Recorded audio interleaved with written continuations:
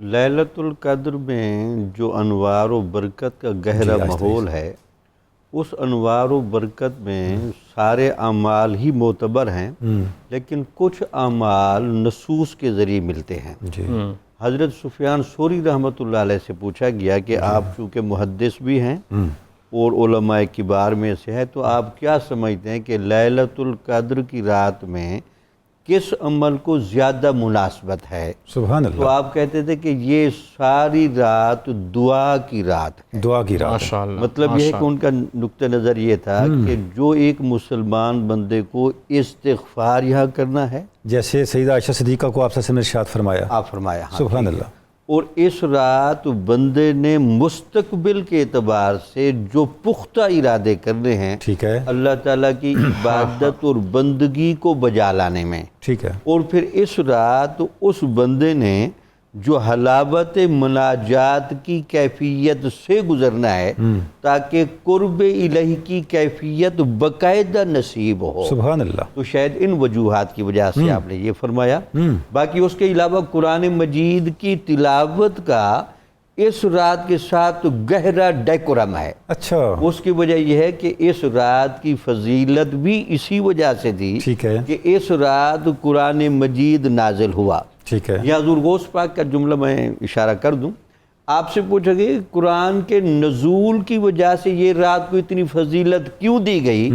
تو آپ فرماتے تھے کہ قرآن مجید کے پردے میں دنیا میں خدا کا نور آیا ہے۔ کیا بات، تو قرآن مجید چونکہ اپنے دامن میں انوار الہیہ کو لے کر آیا ہے، تو وہ رات جو انوار الہیہ منور ہو گئی، باقاعدہ برسنے کا موسم ہے، تو اس رات میں قرآن مجید کی تلاوت، اس پر تدبر، اس پر تفکر اور اس کی معنوی کیفیت میں گھسنا ضروری ہے۔ ٹھیک ہے، یہی قاعدہ بھی اشارہ کروں، قرآن کے ظاہر کو پڑھنے کے لیے آپ اور میں ظاہری وضو کے پابند ہیں، قرآن کے باطن کو پڑھنے کے لیے آپ اور میں باطنی وضو کے پابند ہیں۔ اچھا، اس کی ذرا وضاحت بھی فرمائیے، باطنی وضو کرنا کیسے ہے؟ مقصد یہ ہے کہ دماغ کی پاکیزگی، اچھا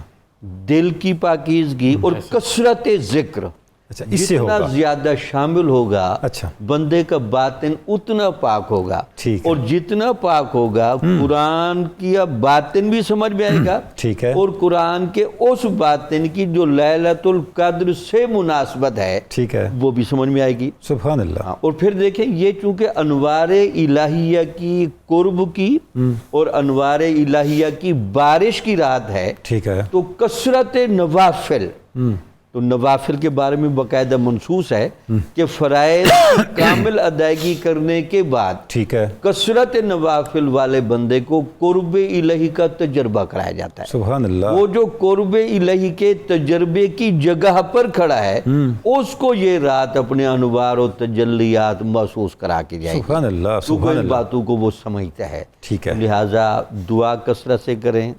پھر حضور نبی اکرم صلی اللہ علیہ وسلم نے بھی اپنے فرمودات میں جو عمومی طور پر فرمایا، جی جی، مثلا ہوا کہ جمعہ کے دن مجھ پر کثرت سے درود و سلام پڑھنا، ٹھیک ہے، تو درود و سلام کی کثرت بھی اس رات میں اگر کوئی بندہ کرتا ہے